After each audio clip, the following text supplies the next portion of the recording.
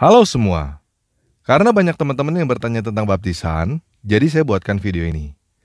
Oke, kita langsung mulai aja ya.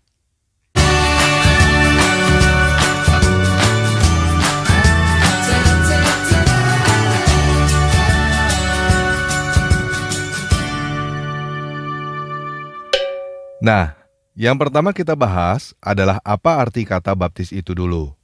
Kata baptis berasal dari bahasa Yunani baptizo. Umumnya gereja memandang arti baptizo adalah mencelup atau merendam. Tetapi ketika saya menerjemahkan Alkitab, saya menemukan bahwa arti kata baptizo yang lebih tepat adalah mencuci. Nah, ketika kita berbicara tentang baptis, tentu orang pertama yang terlintas adalah Yohanes Pembaptis. Jadi kita harus mendengarkan apa kata Yohanes tentang baptisan.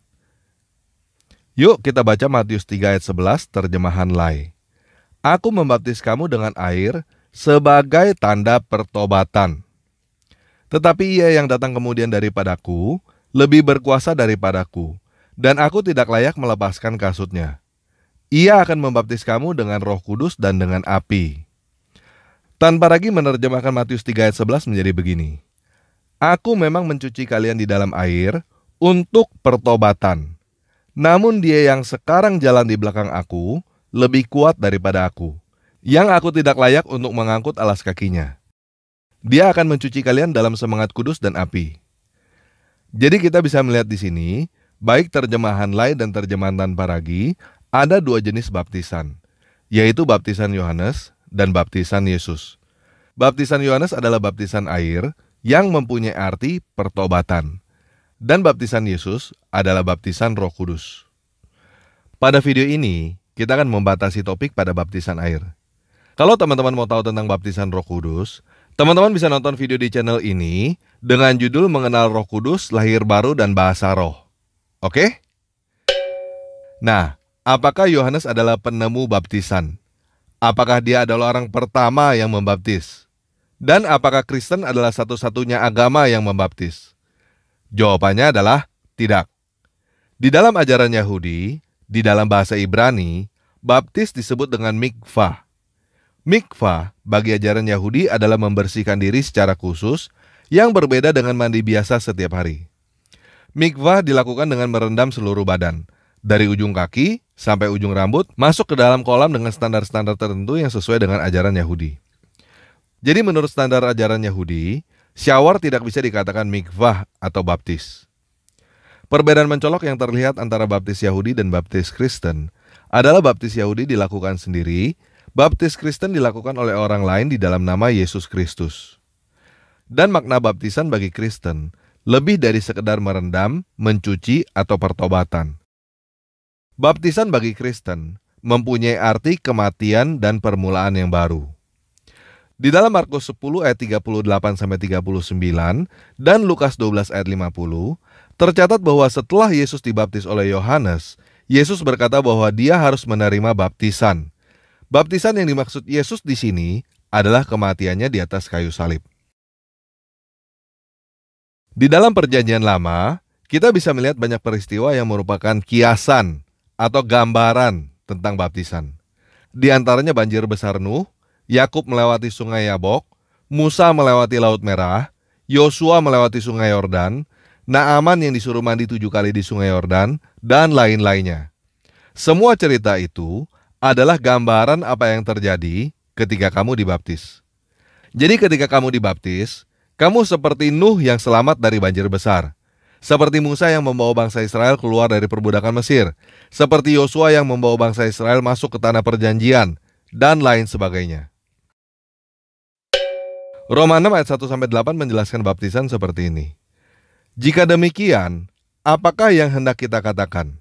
Bolehkah kita bertekun dalam dosa supaya semakin bertambah kasih karunia itu? Sekali-kali tidak. Bukankah kita telah mati bagi dosa? Bagaimanakah kita masih dapat hidup di dalamnya? Atau tidak tahukah kamu bahwa kita semua yang telah dibaptis dalam Kristus telah dibaptis dalam kematiannya? Dengan demikian, kita telah dikuburkan bersama-sama dengan Dia oleh baptisan dalam kematian.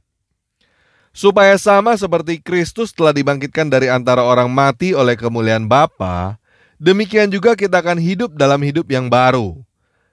Sebab, jika kita telah menjadi satu dengan apa yang sama dengan kematiannya, kita juga akan menjadi satu dengan apa yang sama dengan kebangkitannya.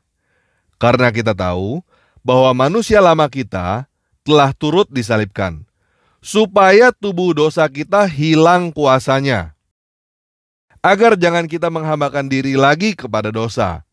Sebab siapa yang telah mati, ia telah bebas dari dosa. Jadi, jika kita telah mati dengan Kristus, kita percaya bahwa kita akan juga hidup dengan Dia. Kolose 2 ayat 11-12. Di dalam Dia, kamu telah disunat, bukan dengan sunat yang dilakukan oleh manusia, tetapi dengan sunat Kristus, yang terdiri dari penanggalan akan tubuh yang berdosa. Karena dengan Dia, kamu dikuburkan dalam baptisan. Dan di dalam Dia, kamu turut dibangkitkan juga oleh kepercayaanmu kepada kerja kuasa dewata, yang telah membangkitkan Dia dari orang mati. Galatia 3 ayat 26-29. Sebab kamu semua adalah anak-anak dewata karena iman di dalam Yesus Kristus. Karena kamu semua yang dibaptis dalam Kristus telah mengenakan Kristus. Dalam hal ini, tidak ada orang Yahudi atau orang Yunani, tidak ada hamba atau orang merdeka, tidak ada laki-laki atau perempuan, karena kamu semua adalah satu di dalam Kristus Yesus. Dan jikalau kamu adalah milik Kristus, maka kamu juga adalah keturunan Abraham dan berhak menerima janji dewata. 1 Petrus 3 ayat 22. Juga kamu sekarang diselamatkan oleh kiasannya, yaitu baptisan. Maksudnya bukan untuk membersihkan kenajisan jasmani, melainkan untuk memohon hati nurani yang baik kepada dewata, oleh kebangkitan Yesus Kristus, yang duduk di sebelah kanan dewata, setelah Ia naik sorga, sesudah segala malaikat, kuasa dan kekuatan ditaklukkan kepadanya. Nah, biasanya banyak teman-teman yang bertanya, apakah orang Kristen wajib dibaptis? Jadi begini, saya mau ibaratkan ketika kita menerima Yesus sebagai Tuhan dan Juru Selamat, itu seperti kita berkata kepada pasangan kita, saya mau menikah dengan kamu. Baptis adalah pesta dan prosesi pernikahannya. Jadi pertanyaan apakah orang Kristen harus dibaptis, sama seperti pertanyaan apakah orang yang mau menikah harus melaksanakan prosesi pernikahan. Jawabannya ya iya, harus. Nah, baptisan mana yang benar? Baptisan percik atau baptisan selam? Kalau berdasarkan arti kata, tentunya namanya dibaptis ya direndam. Kalau berdasarkan tata cara mikvah Yahudi, dibaptis juga direndam. Shower aja nggak bisa dikatakan dibaptis. Tetapi memang ada beberapa gereja yang membaptis dengan cara percik karena alasan-alasan tertentu. Misalnya ada gereja yang berada di tempat yang kekurangan air seperti di padang gurun. Air untuk minum aja susah, apalagi untuk berendam.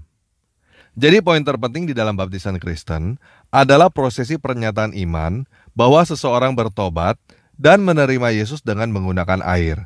Dibaptis di dalam nama Bapa dan Putra dan Roh Kudus, yaitu di dalam nama Yesus. Apakah kita boleh dibaptis berkali-kali?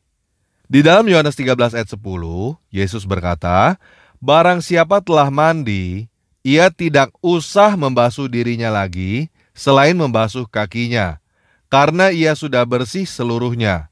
Juga kamu sudah bersih, hanya tidak semua. Nah, mandi yang dimaksud Yesus pada ayat ini adalah baptis. Dan kita perhatikan di sini, Yesus berkata tidak usah, bukan tidak boleh. Yuk kita baca Kisah Para Rasul 8 ayat 30-39. Lalu berangkatlah Filipus. Adalah seorang Etiopia, seorang sida-sida, pembesar dan kepala perbendaharaan Sri Kandake, ratu negeri Etiopia, yang pergi ke Yerusalem untuk beribadah. Sekarang orang itu sedang dalam perjalanan pulang dan duduk dalam keretanya sambil membaca kitab Nabi Yesaya. Lalu kata Roh kepada Filipus, "Pergilah ke situ dan dekatilah kereta itu." Filipus segera ke situ dan mendengar sida-sida itu sedang membaca kitab Nabi Yesaya. Kata Filipus, "Mengertikah Tuan apa yang Tuan baca itu?" Jawabnya, "Bagaimanakah aku dapat mengerti kalau tidak ada yang membimbing aku?" Lalu ia meminta Filipus naik dan duduk di sampingnya. Nas yang dibacanya itu berbunyi seperti berikut.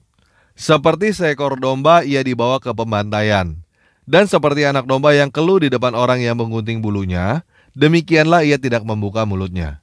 Dalam kehinaannya, berlangsunglah hukumannya. Siapakah yang akan menceritakan asal-usulnya, sebab nyawanya diambil dari bumi? Maka kata sida-sida itu kepada Filipus, "Aku bertanya kepadamu, tentang siapakah Nabi berkata demikian? Tentang dirinya sendiri atau tentang orang lain?" Maka mulailah Filipus berbicara, dan dari nas itu ia memberitakan Injil Yesus kepadanya. Mereka melanjutkan perjalanan mereka dan tiba di suatu tempat yang ada air. Lalu kata sida-sida itu, "Lihat, di situ ada air. Apakah halangannya jika aku dibaptis?"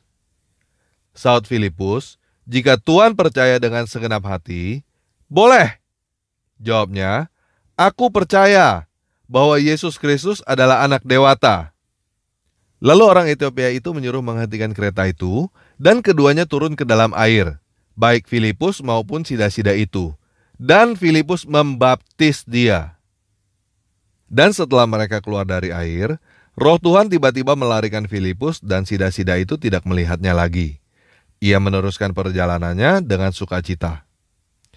Nah, kita bisa melihat pada cerita ini, sida-sida Etiopia itu langsung dibaptis pada saat itu juga. Dan setelah Filipus membaptis dia, Filipus langsung pergi. Jadi saya mau jelaskan begini. Ketika seseorang menerima Yesus, tidak ada yang menghalangi dia untuk dibaptis saat itu juga. Dan jika kamu memberitakan Injil, ketika seseorang menerima Injil karena kamu, tidak ada yang menghalangi kamu untuk membaptis juga. Yesus berkata di dalam Matius 28 ayat 18-20, "Kepadaku telah diberikan segala kuasa di surga dan di bumi. Karena itu pergilah, jadikan semua bangsa muridku, dan baptislah mereka dalam nama Bapa dan Anak dan Roh Kudus."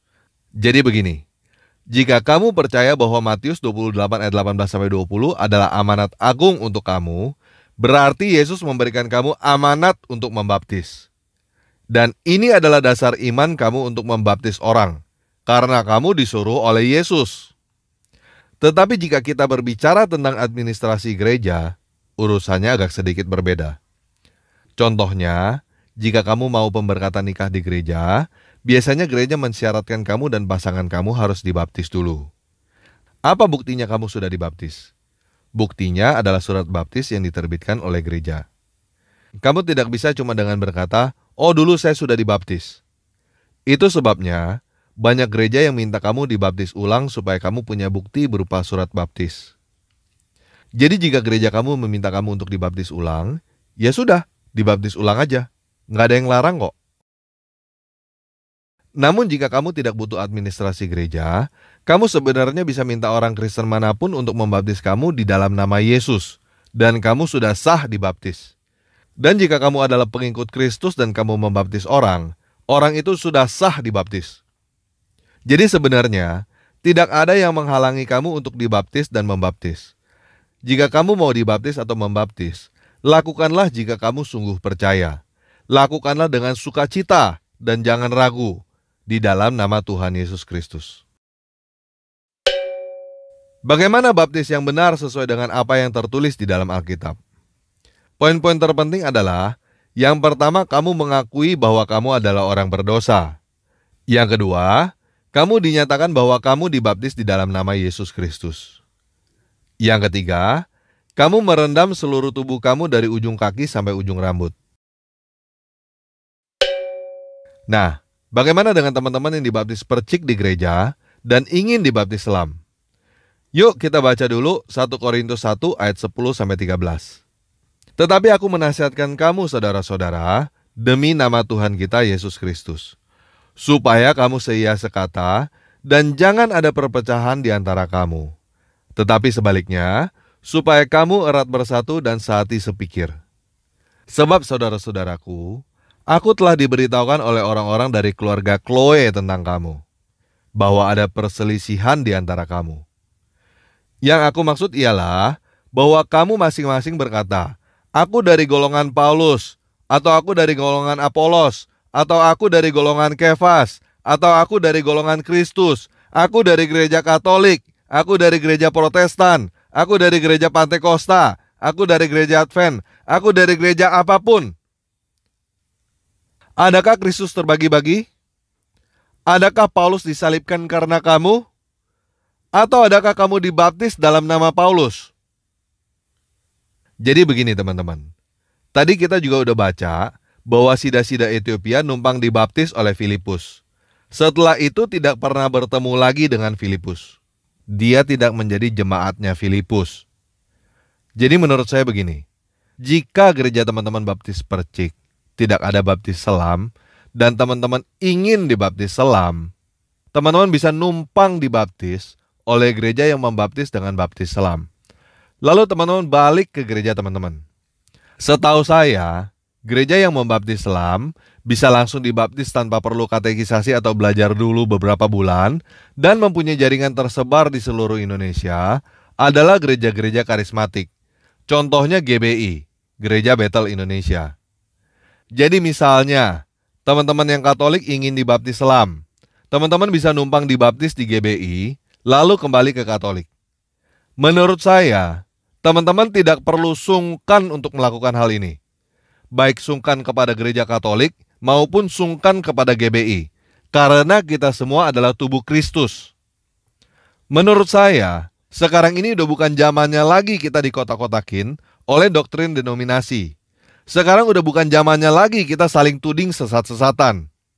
Gereja-gereja yang tidak menyediakan layanan baptis selam, jangan halangi jemaatnya untuk numpang dibaptis di gereja lain yang menyediakannya. Dan gereja-gereja yang menyediakan layanan baptis selam, ya jangan halangi orang yang cuma mau numpang dibaptis doang. Yesus tidak pernah memerintahkan kita untuk menjadi seragam.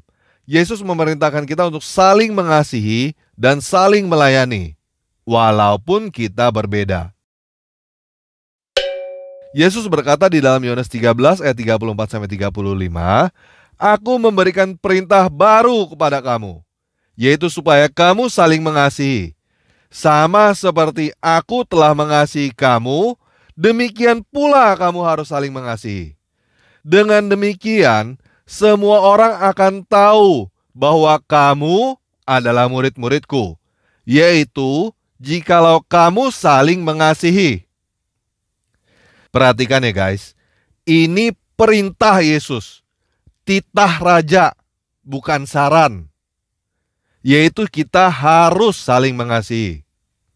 Ini yang membuat kita berbeda dari tetangga kita yang di luar sana. Mereka tidak akan bisa meniru yang satu ini, yaitu kita saling mengasihi.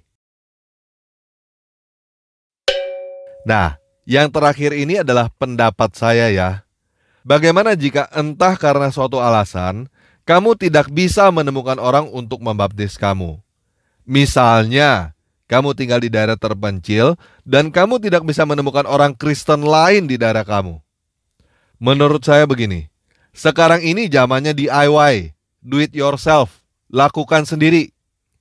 Cari kolam, akui bahwa kamu adalah orang berdosa, nyatakan bahwa kamu menerima Yesus sebagai Tuhan dan Juru Selamatmu, dan kamu nyatakan bahwa sekarang kamu dibaptis di dalam nama Yesus Kristus. Lalu kamu rendam seluruh tubuhmu, dari ujung kaki sampai ujung kepala. Setelah itu keluar dari situ. Saya percaya tidak ada yang bisa menghalangi kamu untuk membaptis diri kamu sendiri. Dan tidak ada satu orang pun yang punya hak untuk melarang kamu membaptis diri kamu sendiri. Lakukan itu jika kamu sungguh-sungguh percaya. Dan saya berdoa supaya Roh Kudus turun ke atas kamu. Oke, sekian video kali ini. Yesus Kristus penguasa kita memberkati.